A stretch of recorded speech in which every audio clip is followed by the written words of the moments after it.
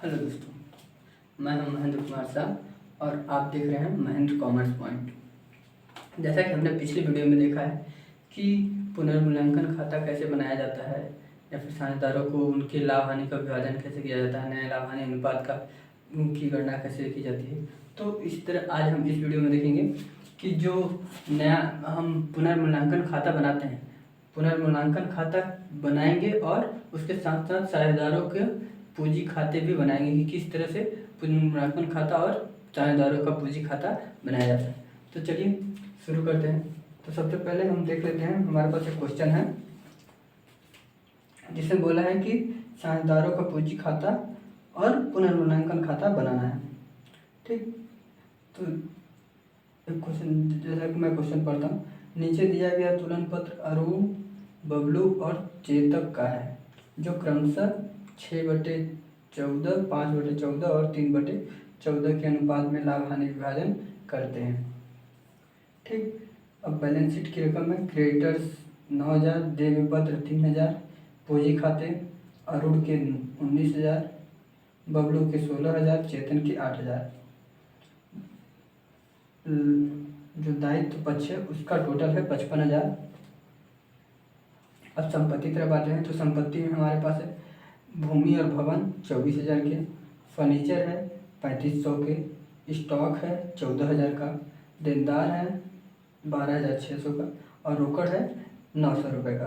तो इसका जो टोटल है वो आता है 55,000। ठीक, अब एडिशनल इंफॉर्मेशन में कुछ दिया हुआ है तो इसी के आधार पे हम पुनर्मूल्यांकन खाता बनाएंगे, यानी रिवोल्यूशन अकाउंट जो हम बनाते हैं वो जो बैलेंस शीट के नीचे एडिशनल इंफॉर्मेशन होता है उसके आधार पे बनाते हैं। तो जो एडिशनल इंफॉर्मेशन है वो कुछ इस प्रकार है, जो है वे दीपक को लाभ में 1/8 भाग के लिए निम्न शर्तों पर साझेदारी फर्म में प्रवेश देते हैं। यानी पहले तीन साझेदार थे। ठीक है, 3 साझेदार थे, अरुण,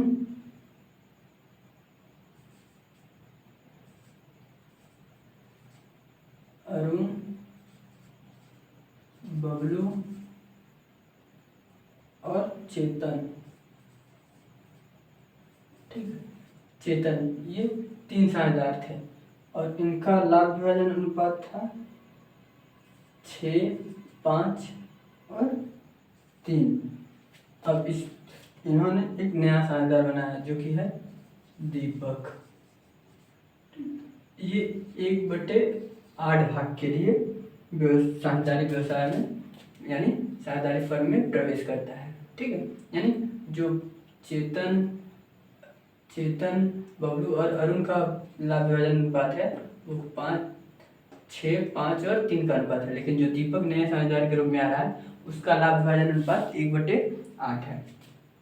अब ये तो था वो किस हिस्से के लिए आ रहा है।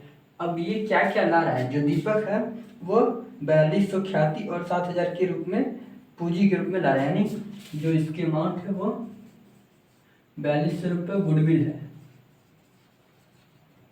ठीक, और 7,000 रुपये क्या है इसकी कैपिटल। तो इसके आधार पे हम कैपिटल की जरूरत पड़ेगी जब हम इसके पूंजी खाता बनाएंगे। ठीक है, और गुडविल की भी जरूरत पड़ेगी जब हम गुडविल को पुराने साझेदारों को उनके पुराने अनुपात में बांटेंगे, तो उस समय भी हमें गुडविल की आवश्यकता पड़ेगी। ठीक है, तो ये तो हो गया गुडविल। अब हम बनाते हैं रिवैल्यूएशन अकाउंट। रिवैल्यूएशन अकाउंट, ठीक है।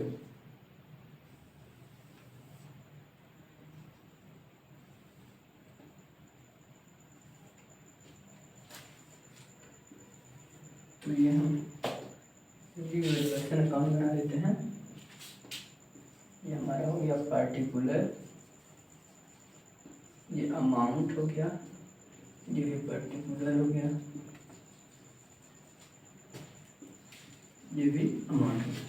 ये हमारा क्रेडिट साइड और ये हमारा डेबिट साइड। ठीक है, अब हम इसमें पहला नंबर, दूसरा नंबर पूछते हैं। पहले नंबर में तो जो दीपक जो नया साझेदार के रूप में आया है उसकी ख्याति की रकम और पूंजी के रूप में कितना लाया है वो दिया है। अब दूसरा जो नंबर है, दूसरा नंबर जो दूसरा एडिशनल इन्फॉर्मेशन है उसके अनुसार फर्नीचर में 12% की दर से कमी आ जाएगी। यानी फर्नीचर है हमारा, जो फर्नीचर है वो है 3500 रुपये। यानी जो हमारा फर्नीचर का मूल्य है, फर्नीचर है हमारा ठीक 3500 रुपये। अब इसका कहना है कि ये जो फर्नीचर है हमारा 3500 रुपये का, इसमें 12% की कमी आ जाएगी। ठीक, यानी 12% की कमी आ जाएगी।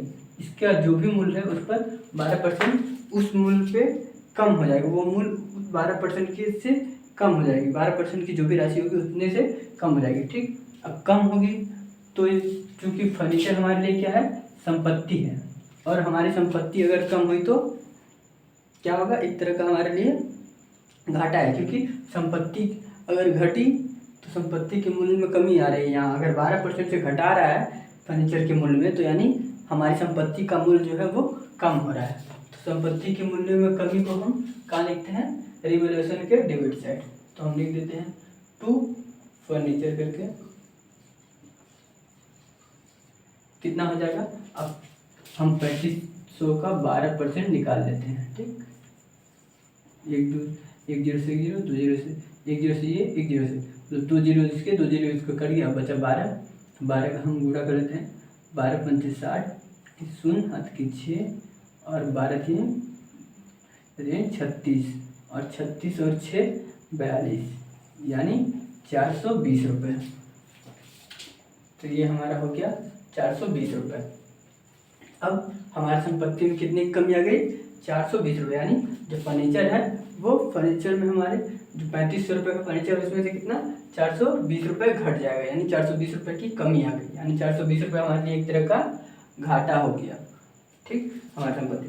अब जो तीसरा एडिशनल इन्फॉर्मेशन है वो है स्टॉक में 10% की दर से कमी आ गई। यानी और स्टॉक कितना है हमारा 14,000। यहाँ फर्नीचर था, अब स्टॉक 14,000 है और 10%, स्टॉक में 10% की कमी आ गई। ठीक, यहाँ फर्नीचर था, फर्नीचर भी हमारे लिए संपत्ति थी। यहाँ स्टॉक है, स्टॉक भी हमारे लिए एक संपत्ति है। तो यहाँ पे स्टॉक में भी 10% की कमी आ गई। ठीक, कमी आ गई, यानी हमारी संपत्ति है जो स्टॉक है हमारा उसमें भी कमी आ गई। यानी हमारी संपत्ति में भी कमी आ गई, यहाँ स्टॉक में भी कमी आ गई।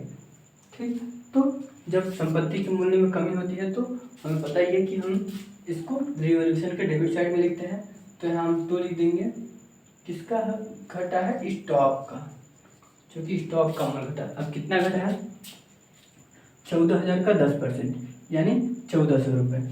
एक जीरो अगर हम इसका 10% निकालते 1400 का, 14,000 का 10% निकालते तो ऐसे करते, एक जीरो से 1 जीरो काटते, इसका 1 जीरो से 1 जीरो काटते, तो हम डायरेक्ट इसको अगर ऐसे देखें तो 1 जीरो वहाँ से हटा देंगे तो यानी 1400 रुपये हो जाएगा। तो ये 1400 रुपये आ गया इसका स्टॉक का। स्टॉक का क्यों आया, डेबिट साइड क्यों गया, क्योंकि हमारे जो स्टॉक है वो हमारे लिए संपत्ति है और संपत्ति के मूल्य में कमी आ रही है, इसीलिए हमारा डेबिट साइड में 1400 रुपये आएंगे। अब जो नेक्स्ट एडिशनल इन्फॉर्मेशन है वो है 5% की दर से संदिग्ध ऋणों पर प्रावधान बनाया। यानी जो 5% की दर से संदिग्ध ऋणों पर प्रावधान बनाया, यानी जो डेटर्स हैं हमारे 12,600, जो डेटर्स हैं 12,600, इस पर 5% की दर से बैड डेप्ट रिजर्वेशन करना है। यानी बैड डेप्ट रिजर्वेशन यानी संदिग्ध ऋण के लिए, संदिग्ध ऋणों के लिए प्रावधान है। यानी कि संदिग्ध ऋण क्या होता है, ऐसे ऋण, मतलब ऐसा ऋण जो हमें पता है कि आशंका है उस पर कि मिल भी सकता है और नहीं भी मिल सकता है। तो जब हमें लगता है कि कोई हमसे पैसा जो हम मतलब जिसका पैसा, जिससे पैसा हमको चाहिए, यानी जो हमारा देनदार है, अगर उससे पैसे मिलने की आशंका कम हो जाती है, यानी हमें लगता है कि वो पैसा नहीं दे पाएगा हमें, या फिर दे देगा या नहीं देगा, उस में कन्फ्यूजन है हमें, तो उसके लिए हम क्या करते हैं, बैड डेप्ट रिजर्वेशन यानी संदिग्ध ऋणों के लिए प्रावधान बनाते हैं। ठीक, तो ये क्या है, हमारा जो डेटर्स है वो 12,600 के हैं। अब इस पे 5% का हमें क्या बनाना है, बैड डेप्थ रिजर्वेशन। तो 1020 1020 से कट गया। अब फिर 6 पंजे 30 की 0, हाथ की 3 और 5 दूनी 10, 3 13 की 3, हाथ की 1 और 5 एक कम 5 एक 6, यानी 630 रुपये का हमारे क्या आ जाएगा, बैड डेप्थ रिजर्वेशन। तो हम लिख देते हैं bad depth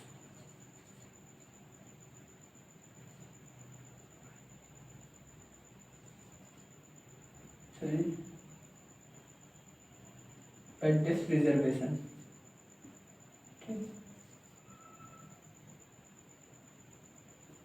bad depth reservation संदिग्ध ऋणों के लिए प्रावधान, ठीक है। कितना, 630 रुपये।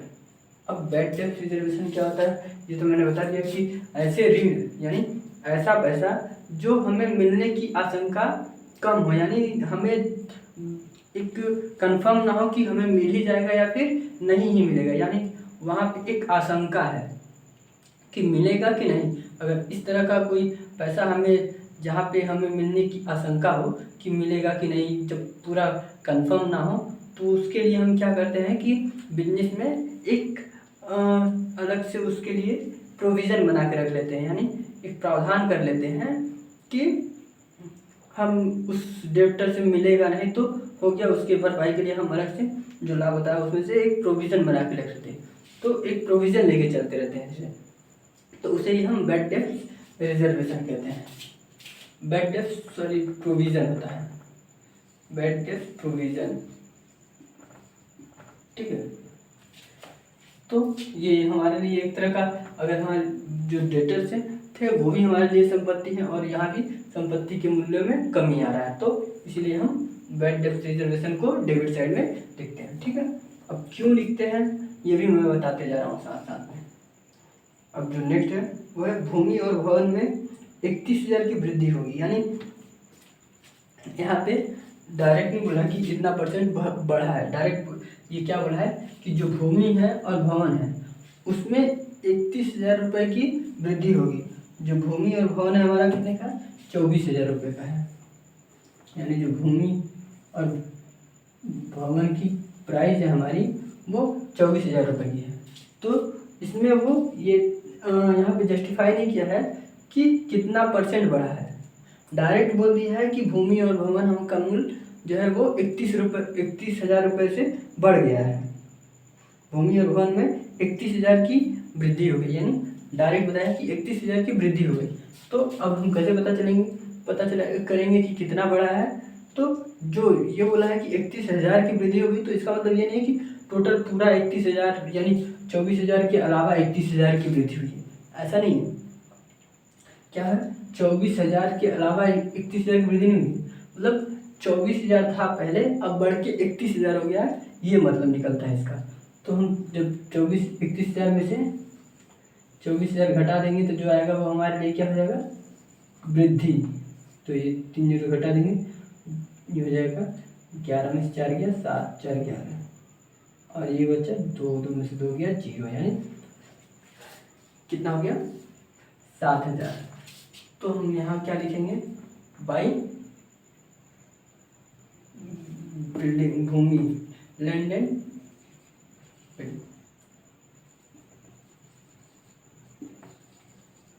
बिल्डिंग कितना, 7,000, ठीक है। और बस अब जो हमारा रिवोल्यूशन बना था उसके लिए बस एडिशनल इंफॉर्मेशन में सिर्फ इतना ही डाटा है। तो अब हम इसका कैलकुलेशन कर लेते हैं, इसका हम टोटल कर लेते हैं, देख लेते हैं किस साइड की अमाउंट हमारी ज़्यादा आ रही है, ठीक। तो ये 7,000 है, ये जाहिर सी बात है कि नहीं आएगा, तो हमारा क्रेडिट पक्ष का योग ही ज़्यादा आएगा। तो यहाँ हम लिख लेते हैं 7,000 रुपये। अब इसका टोटल कर लेते हैं तो कितना आ जाएगा, 3 2 5 यानी 50, 4 4 8 और 8 6 14 की 4 और 1 और 1 2, यानी 2,450 रुपये। अब घटा देते हैं तो 50 आ जाएगा, ये हो जाएगा 9 में से 4 गया 5, ये हो गया 6, 6 में से 2 गया 4, यानी 4550 जोड़ के देख लेते हैं। बराबर आता है कि नहीं, 0 0, 5 5 10 की 0, 5 4 9 10 की 0, 4 2 6 1 7, यानी जो हमारा प्रॉफिट है वो 4550 आ गया, यानी 4550 रुपये की प्रॉफिट हो गई। तो प्रॉफिट एंड लॉस कितना, 4550 रुपये। अब ये जो 4550 रुपये है इसको हम 3 भागों में बांटेंगे। कितने भागों में बांटेंगे, 3 भागों में। ठीक, 3 भागों में क्यों बांटेंगे ये भी मैं बता दूँ। 3 भागों में इसलिए बांटेंगे क्योंकि जो 4550 रुपये लाभ है ये पूरे फर्म का है और फर्म में 3 साझेदार हैं, तो तीनों को हम उनके पुराने अनुपात में बांटेंगे। ठीक है, तो हम 4550 रुपये का कितने हैं, 6 5 11 और 3 14, यानी जो अरुण का हिस्सा होगा वो 5/14, ये अरुण का हिस्सा। ठीक है, ये अरुण का निकालना है। तो 4550 रुपये का अब अरुण का हिस्सा कितना है, 6 हिस्सा है, यानी जो 4500 रुपये में है इसका 6 हिस्सा चाहिए। तो हम निकालते हैं 14 को बाहर करें, 14 4 28 14 42 54, यानी 14 28 14 42, यानी 3 बार 42, बचा कितना 3, 35 हो गया, 14 28, 14 दूनी 28 और 5 2 7, 14 पंचे 70। ठीक, यानी 325 गुण। अब 325 का 6 से गुणा करेंगे तो यही हो जाएगा 6 पंचे 30 की 0, हाथ की 3 और 6 दूनी 12, 3 15 5, हाथ की 1 और 6 3 18 1, 1950 रुपये, यानी जो अरुण का हिस्सा है वो 1950 रुपये हो जाएगा। और फिर उसके बाद आएगा बबलू का हिस्सा, फिर चेतन का हिस्सा। ठीक, अब ये तो निकल गया, अब बबलू का निकालते हैं हम, फिर यहाँ निकालेंगे चेतन का।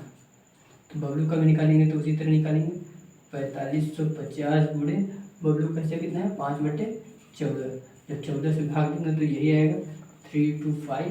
अब जब 5 से मल्टीप्लाई करेंगे तो 5 25 की 5, हाथ की 2 और 5 दूनी 10, 2 12 की 2, हाथ की 1 और 5 3 15 1, 1625 रुपये।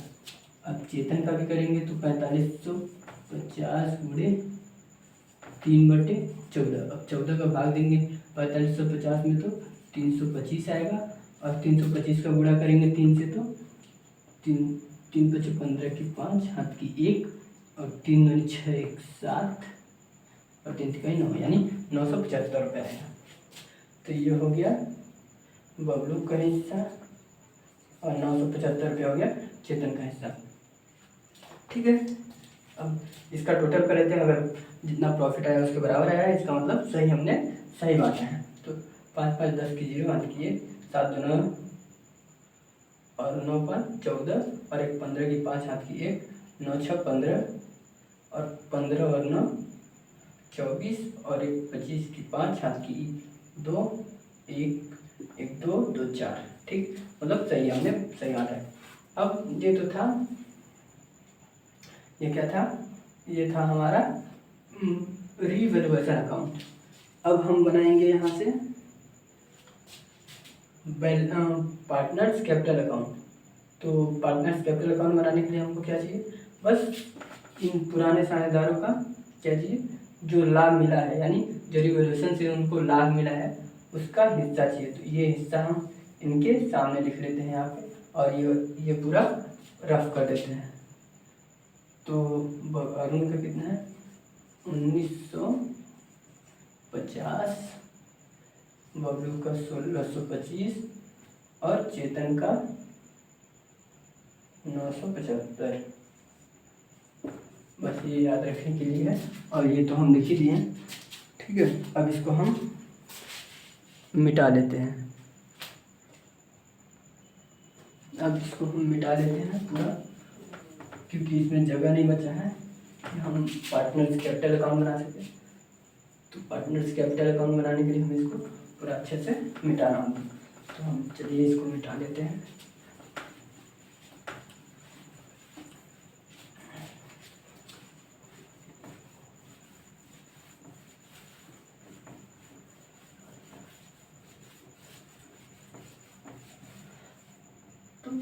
ये हमने इसको अच्छे से मिटा दिया। अब हम बनाएंगे क्या, अपने पार्टनर्स का कैपिटल अकाउंट। अब यहाँ पे रिवोल्यूशन बनाए थे, रिवोल्यूशन से हमें पता चल गया कि अरुण को इतना लाभ मिला, बबलू को 1675 रुपये मिला और चेतन को 975 रुपये मिला। अब देख लेते हैं कि पार्टनर्स कैपिटल अकाउंट किसने से। तो जो हम पार्टनर्स कैपिटल अकाउंट बनाएंगे ये स्थिर विधि से नहीं बनाएंगे, परिवर्तनशील विधि द्वारा बनाएंगे, यानी फ्लेक्सिबल मेथड के थ्रू बनाएंगे। तो यहाँ पे हम लिख देते हैं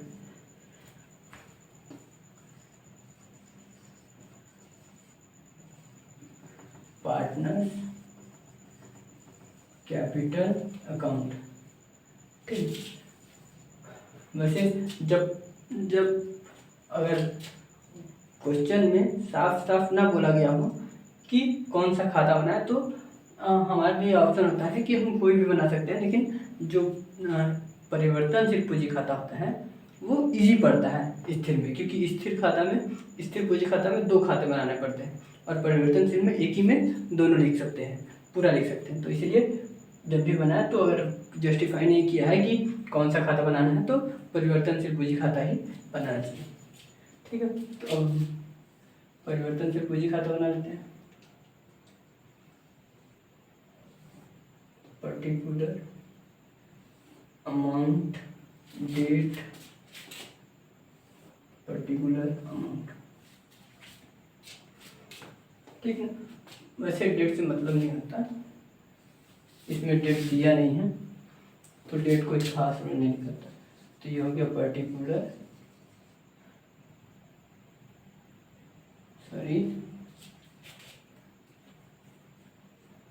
यहाँ 3 रहेंगे पार्टनर्स के खाते,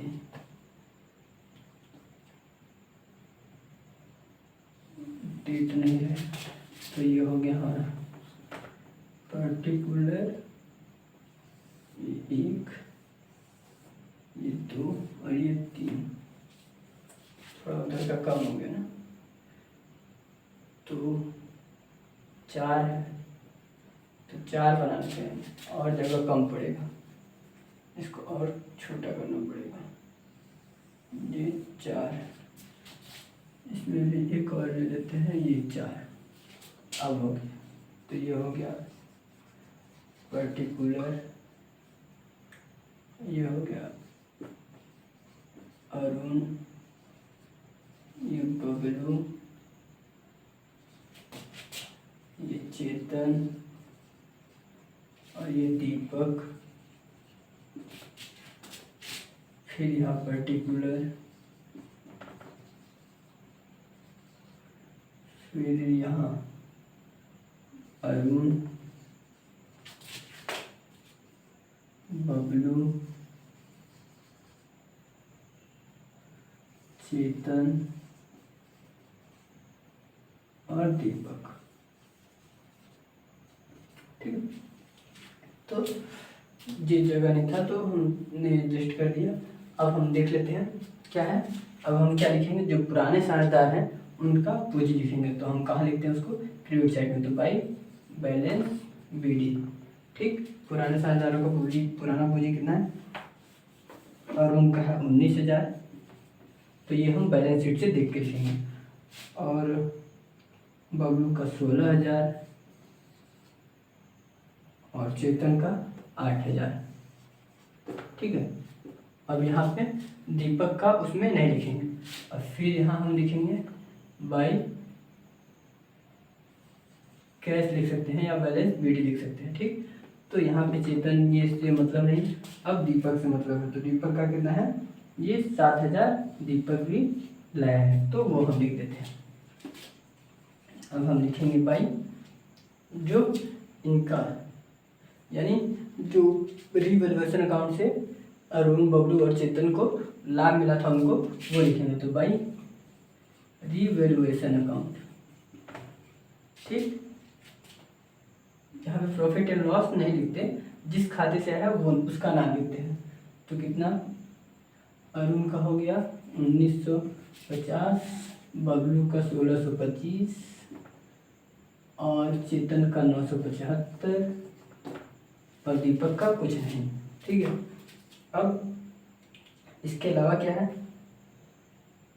क्रेडिटर्स हैं तो ये तो बटेंगे नहीं, बिल्स पेपर हैं ये भी नहीं बटेंगे, वो भी फर्नीचर, स्टॉक, देनदार, रोकड़, ये सब कुछ नहीं होगा इनमें।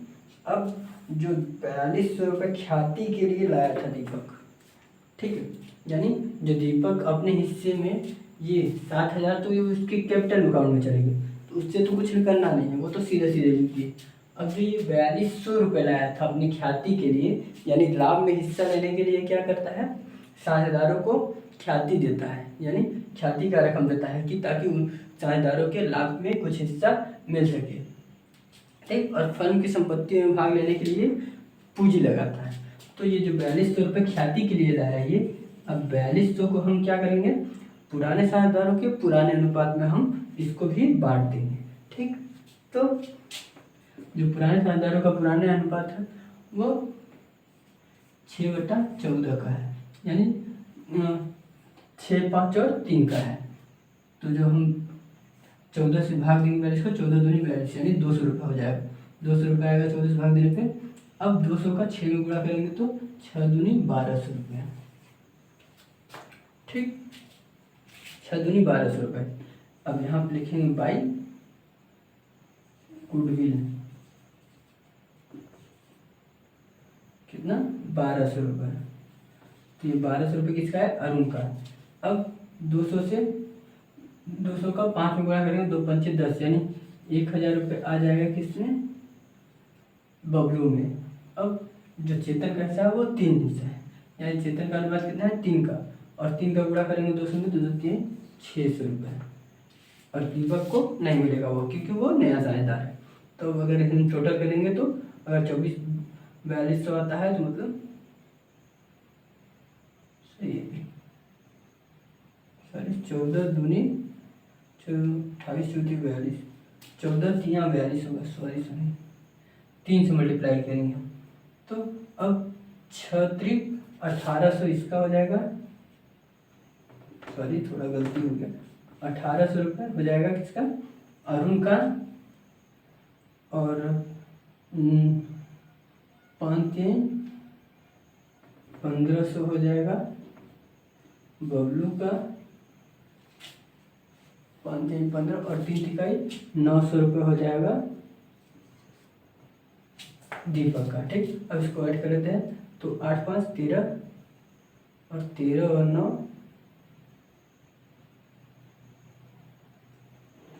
13 और 9 हो जाएगा 22, 9 5 14 14 15 16 17 18 20 22 22। अब 22 आ रहा है, 22 की 2 हाथ की 2 और 1 और 2 और 2 4। ठीक है, 4200 रुपये आ जा रहा है। तो इनमें इनका विड्रॉल तो है नहीं कि विड्रॉल आएगा, तो विड्रॉल से कोई मतलब नहीं है। पूंजी अगर ये लोग अपने पूंजी को व्यापार में रखते हैं तो ठीक है, अगर नहीं रखते हैं तो फिर अगर ले जा सकते हैं, और जब ले जाएंगे तो यहाँ बाई कैश करके ये लोग अपना ले जा सकते हैं, जिसका जितना जितना हिस्सा है वो अपने हिस्से से ले जा सकता है। तो यहाँ पे ये लोग अभी व्यापार में ही रखते हैं, तो ऐसी स्थिति में क्या करते हैं, हम सिर्फ इनका जो टोटल है वही कर देते हैं, इनका जो टोटल होगा वही उसका बैलेंस होगा। तो ये 19 और 20 22, तो इसका टोटल कर लेते हैं तो 50 को 50 हो जाएगा, 9 8 17 की 7 1 1 1 2 9 2 11 और 1 12 की 2 हाथ की 1 1 1 2, यानी 22,750 हो जाएगा अरुण का। और ये 25 रुपये, 6 5 11 1 हाथ की 1 6 1 1 2 1 3 और 6 3 9 और 1, यानी 19,125 रुपये हो जाएगा बबलू का। और चेतन का हो जाएगा 75 का 75, 9 दूनी 18 की 8, 8 की 1 और 8 1 9, यानी 9,875 हो जाएगा चेतन का, और 7,000 हो जाएगा इसका दीपक का। अब वही अमाउंट इस साइड आ जाएगा किसमें, to balance CD carry down, वहाँ से ब्रॉड डाउन था यहाँ कैरी डाउन हो जाएगा। क्या कितना हो जाएगा, वही अमाउंट जो है 22,750 रुपये, 19,125 रुपये, 9,875 रुपये और इसका 7,000 रुपये।